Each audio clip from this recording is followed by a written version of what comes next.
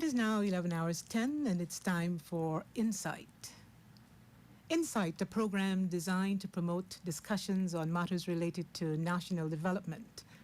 On today's program, we have with us the Honorable Mr. Moses Nagamootoo, Prime Minister and First Vice President of Guyana. Prime Minister, welcome to Insight. Thank you very much, Phyllis Jackson, iconic broadcaster. I'm very honored that you have chosen me to be among your first, or maybe the first person to be interviewed in your new program, Insight. I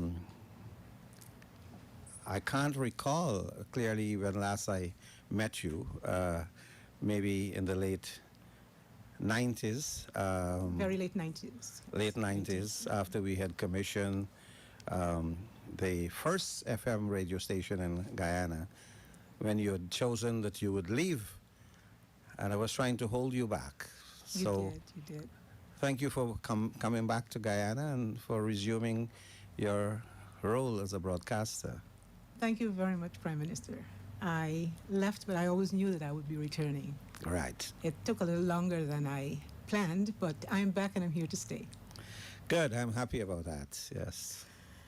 Prime Minister, you just come off the Emancipation beat. How did you enjoy the activities? Because I recognize that you attended several activities. How were they for you? Well, you used the right word, beat. 2 nights ago, my wife and I, we were at the Jazz and Soul concert in tribute to Emancipation. Yes.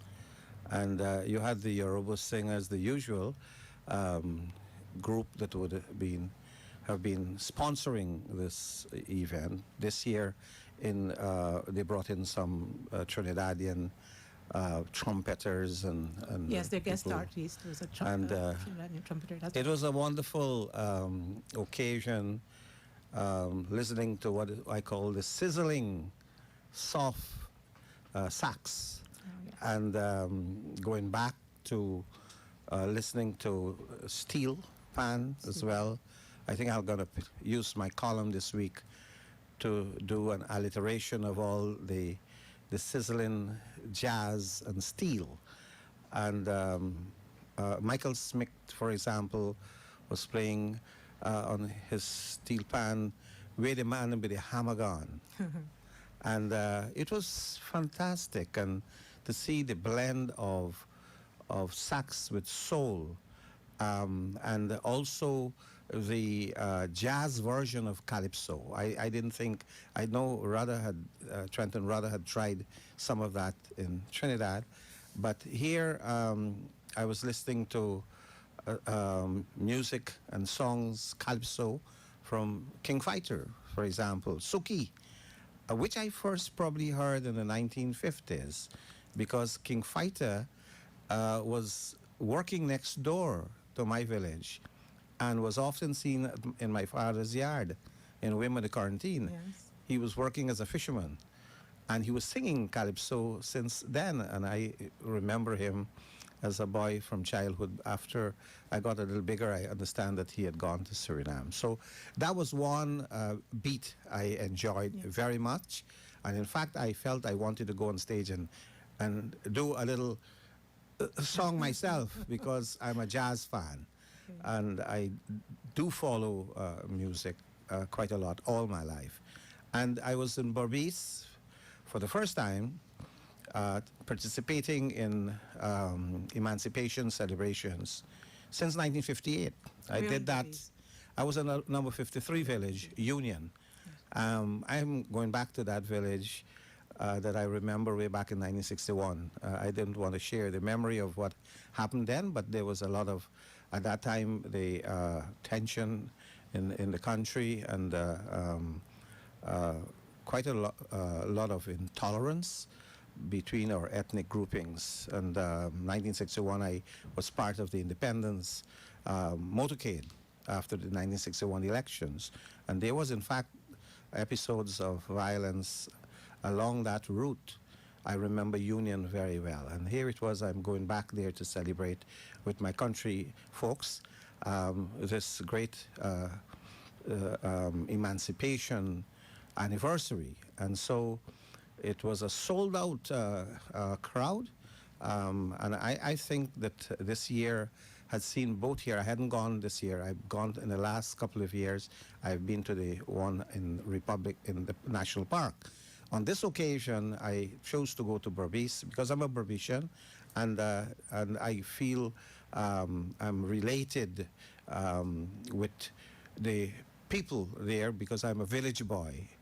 And so I was pleased to see the consciousness, the ethnic African consciousness. People seem to be more aware of the significance of emancipation. And I'd like to always remind our people that they have to defend and to cherish the freedom which had been fought for and at great price and blood, sweat, tears, sacrifice, and struggles.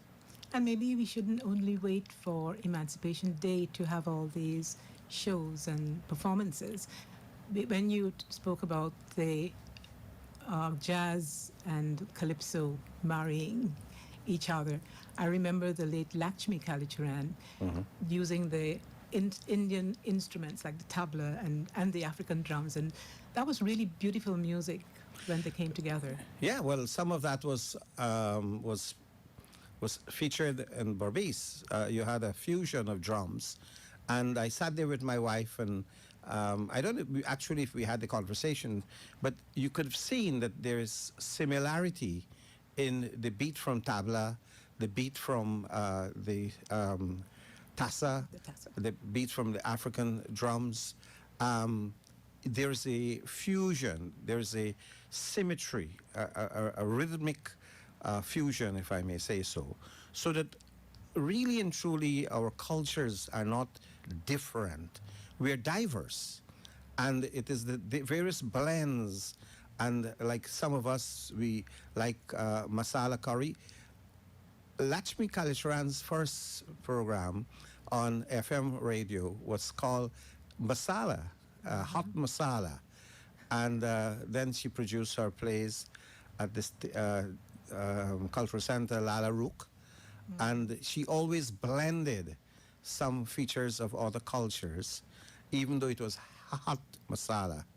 And when we see this happening, it shows that we are not dealing with a special, singular ethnicity in Guyana. We are dealing with all of our peoples, wherever they came from, whatever their ancestry, whatever forms of struggle they have been involved in. We have had one strand that was common to all of us, that we were moving in the stream towards a better life. And that source of the stream was the inspiration we got from our ancestors. So if music can fuse us and bring us together, then, and culture, then all the better. I've seen last night on television, the late night news on NCN, I think 10 o'clock last night, a kind of a curtain riser on the Guyana contingent going to the Carifesta celebrations, festival. And there it was at the backdrop of the Stabroek market.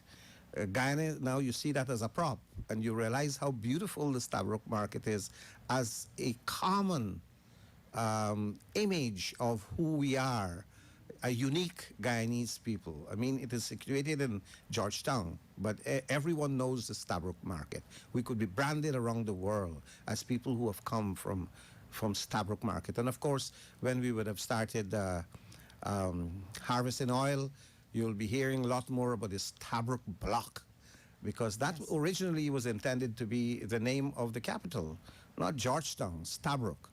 And therefore, I saw what was put on stage in that little vignette that I saw last night, a fusion of dancers from all ethnicities, from all cultures, harmoniously blending in a common tapestry, a common cloth that we call Guyana. and a culture that we call Guyanese. So emancipation, indentureship, the observance of Portuguese arrival, the observance of Chinese arrival, the celebration of our mixed peoples, the existence here long before us of our original indigenous peoples, all have contributed to this sense of celebration. So it's not really a celebration of emancipation. It is an observance of who we are, a free people. And as we move from emancipation, we move to Carifesta, and we talk about the oneness, the sameness, and we think of all the countries that make up the Caribbean, and we think of the Haitians who are here with us now, and that the questions that are being asked about so many Haitians arriving. I know that you have certain views on that. Could you share them? Yeah, well, I have very strong views because it's, for me, a very personal way. I've seen so many Guyanese all over the world. I've traveled the world, and we were like the lost people among the continents. Economic circumstances had forced Guyanese in an earlier period to migrate to England. I wrote about that in my first novel, Henry's Cure, about visiting London and seeing the dank, grey, cold existence of people from our country in little apartments in basements. And you had to pay a shilling in those times if you wanted to use the bathroom. So to just hold the chain and pull it down. I remember that those people referred to as the Windrush generation from all over the Caribbean left because the West Indies because they wanted to seek betterment. I initially had gone to England hoping I could study there. I didn't survive at any length of time in England. Economic circumstances forced me back. But the issue is that people would migrate from lower to higher economies. That is the reality in the world. People are not leaving only the Caribbean to go to North.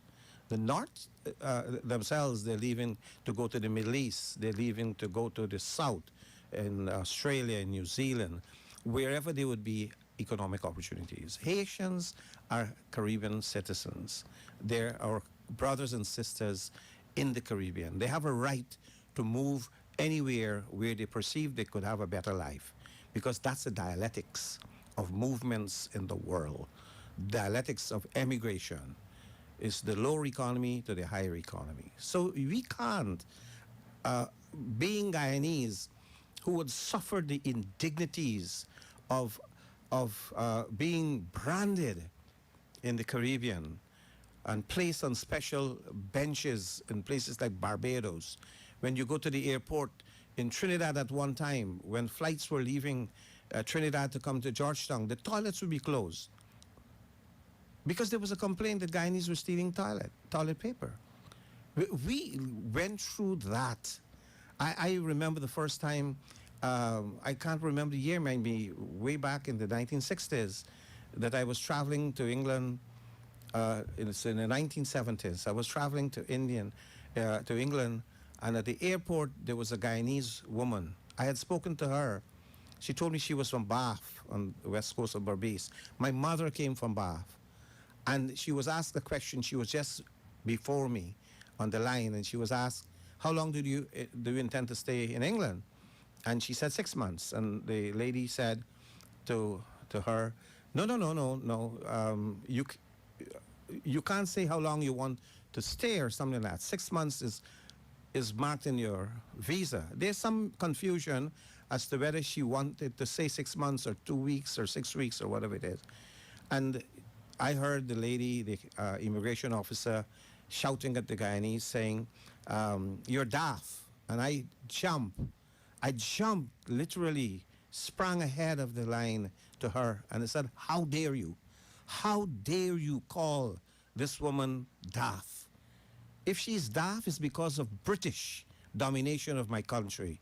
It is because we were not educated enough by your people, and it pulled me away for special questioning. It turned out to be pleasant because that's why I remember it was in the 70s, because the guys who were speaking to me wanted to do more. I told them I was a journalist. They wanted to know more about Grenada than they wanted to know about the woman on the line. They apologized that she might not have been polite, but there was a confusion as to whether she was given the visa to present 6 months before she entered England, or she wanted to spend. It is not a visa that is valid for 6 months or allow you to stay for 6 months. What if it is, we react very, very emotionally as nationals when our people are being insulted. And so you have nationals from the Caribbean. When we are talking so much about Caribbean integration, we are talking about integrating our economies, coming to this country, and they're seeking avenues to go to other countries. They're probably going to Brazil, they're going to Cayenne, they're going to Suriname. Wherever they're going, they may be unaccounted for in terms of regular exit, but you can't consider them to be illegal in the country. You cannot consider them to have been trafficked here. You can't insult them to keep them out that they have AIDS and they have diseases that would infect our Guyanese people. The opposition elements in this country are irresponsible, political opposition, and their allies and their friends to use the statistics as if the Haitians are coming here and they're doing a disappearing act, and that they are being registered to vote in the next election. This is racism. This is xenophobia.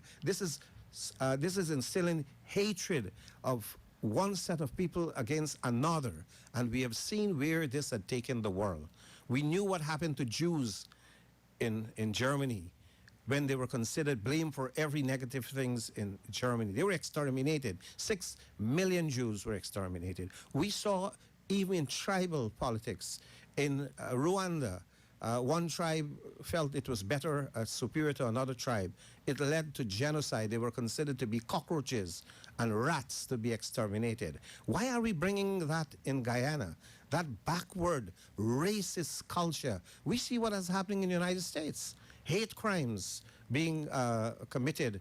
Every single day, you're seeing the headlines either in El Paso or somewhere else. And there are some elements of the political opposition here I want to call out in particular. Stop this nonsense.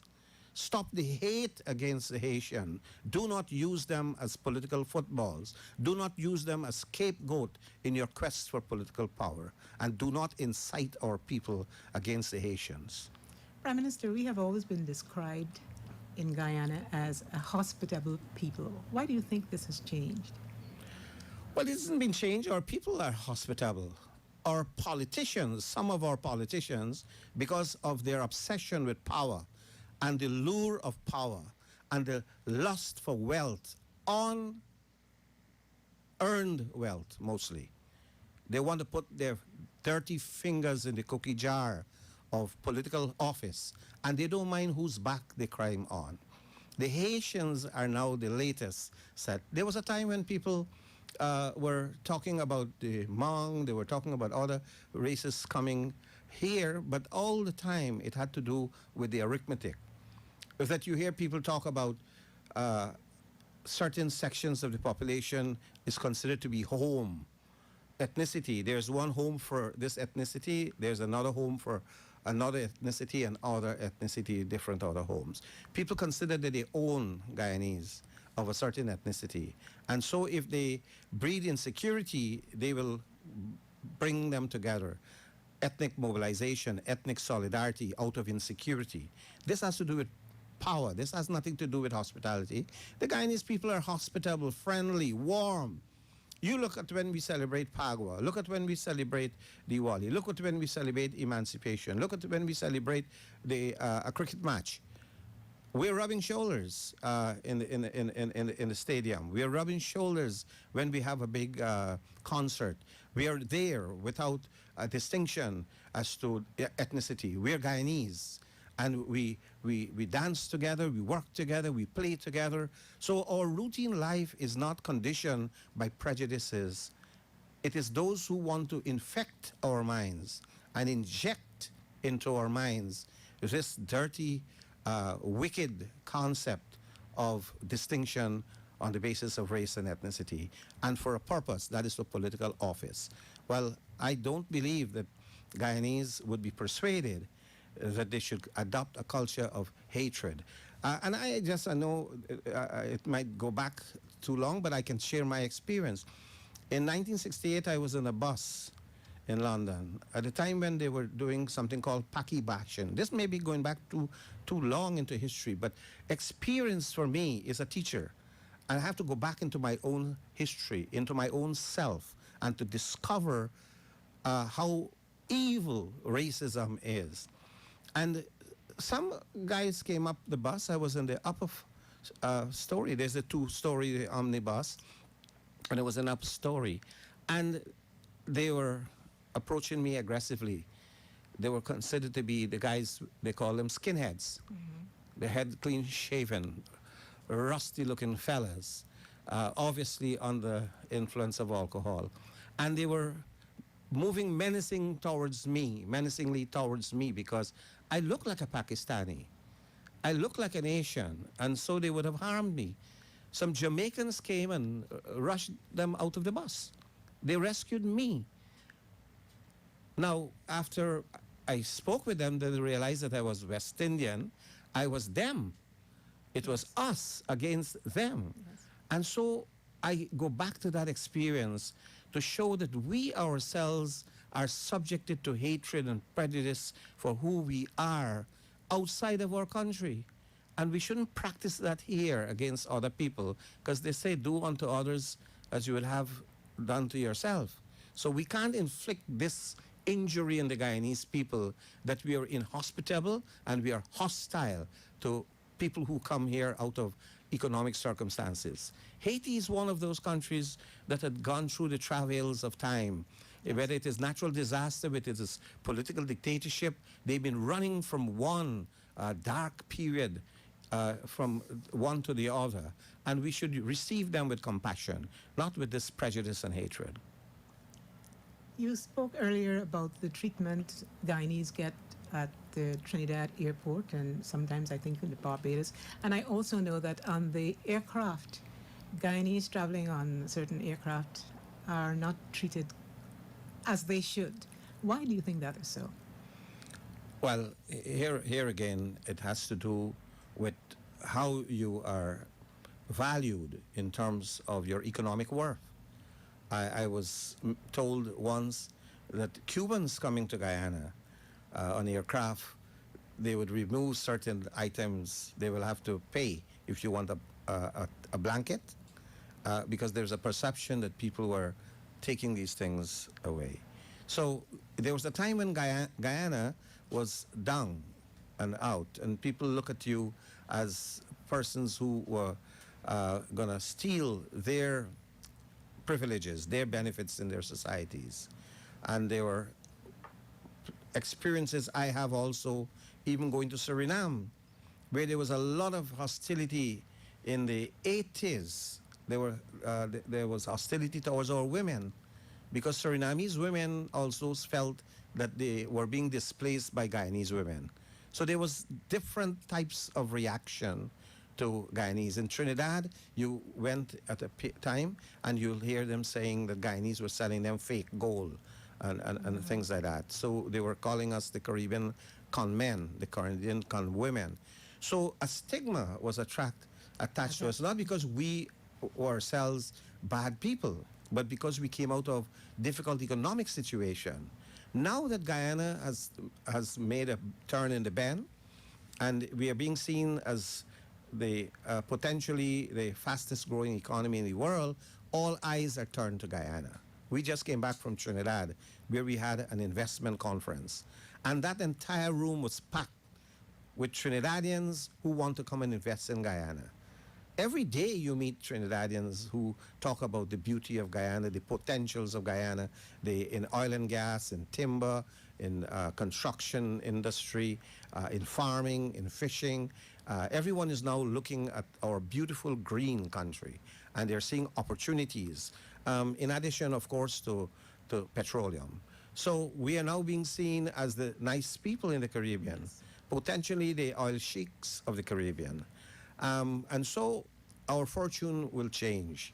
The way people look at us, and as your economies are improved, like one time we used to scramble at the United States Embassy and other Western Embassy for a visa. But soon as our economy would signal that Guyanese are not going to trade Guyana for anywhere else in the world, there would not be any requirement for visa even. Our currency will appreciate. Eventually, life is going to become better. And so the stigma of the past is going to be a stigma of the past. So that's why we can't exchange the insult we endured as a burden in the past. We can't impose that on any other person. We are not, we are not the type to be so ungrateful as to forget the kindness of other people towards us. Yes, I agree. Well, if you just joined us, you're with Insight, and our guest today is Prime Minister Mr. Moses Nagamootoo. Prime Minister, one of the big things happening in Guyana right now is registration. We have a few moments left on the program. What is the present status? Are you satisfied with how things are going? Well, I've seen from the media reports that close to 120,000 persons have so far registered, which tells me that in literally a few days, that this exercise is going well, and it has received the support of the Guyanese people. There are many people who want to be on a national register. This is not just about putting your name on a voter's list. This is 14 years and above, that you want to go on a national register, so that when you come of 18 years, automatically your name is extracted and placed on the register, because 18 years is what the Constitution say is the voting age. For now, there were many people who had not been registered, particularly young people. People in indigenous and hinterland communities, they have also, many don't even have birth certificates. So you want to make sure that they have the relevant documents that will allow them to register, and to register properly under the right names and with right identification. That they show their birth certificate, they show their passport if they have one, they show their, they have deed poll if you have changed your name, your marriage certificate if you have been married and your maiden name is changed. So you have an opportunity to present documentation so that you become for the future a credible, authentic Guyanese citizen, so that when you flash your ID card to go to the bank to apply for a loan or to withdraw monies, then people must accept you for who you are, to make it difficult for identity theft. Because you can now complain immediately, and there's a database. If someone else has put their photograph on your documents, you would know that your fingerprints are there, and so they can trace back and find people who are trying to defraud other persons using your identity. So registration is much more than elections. And this focus on elections is what I said earlier in terms of ethnicity and the stoking up of racism, is part and parcel of the hysteria, a historical political campaign to undermine this process. And I believe that Guyanese are responding very well to it. The Guyana Elections Commission, under the new chairman, we call him chairman, not chairperson. The Constitution provides for a chairman. Yes. So Madam Justice Claudia Singh, as head of GCOM, they would decide as to how well the process is going and what is the time frame within which it could be reasonably concluded to permit the extraction of names of eligible electors to be placed on a voters list. And that is how it will then be converted into a voters list for the purpose of holding elections. But for now, I want to appeal to everyone it is your duty to register. It is important that you register because this country is going to take off. And you want to know that you have authentic Guyanese, credible documents to support who you are. Because as we are seeing here, people are coming in from all over. They're looking at better opportunities, and they will come in. And if you don't get your name on your own national register, then others are going to seek naturalization, and they will be added onto the register as naturalized citizens. Guyanese are returning with their children from overseas, even their grandchildren, because this is their patrimony. This is their motherland, and they want to come back here. So they all have to now have proper documents. This is very important that we do so. So I want to ask that Guyanese continue to support the registration process and to cooperate with the registration officers. They are workers like everybody else. They're working $1. 9,000 or more of them are getting jobs for the first time. And therefore, they want to see that Guyanese treat them with hospitality and friendly reception rather than the type that is being advocated. It's not going to take us anywhere if we chase them away. We are hurting a process that is well on the way. So we shouldn't politicize this process. This is something that the Constitution says should happen, and we must become registered, credible Guyanese. That's right. We must heed the appeal of the Prime Minister to get registered. It is your duty. Prime Minister, I want to thank you so much for being on this morning's program of Insight. We look forward to seeing you again next Wednesday. Thank you so much, Prime Minister. Well, thank you very much for having me. And let me say this. This is the second time I'm coming on air in, I don't know, in the last 4 years that I've been invited. But I think things are now changing, and I think Insight should be open to all of our ministers so that they can share their insight with the Guyanese people. So I want to thank you, Phyllis, and it's a great pleasure meeting you and seeing you back in the chair where you belong as a broadcaster. Thank you so much, Prime Minister. Thank you. Thank you.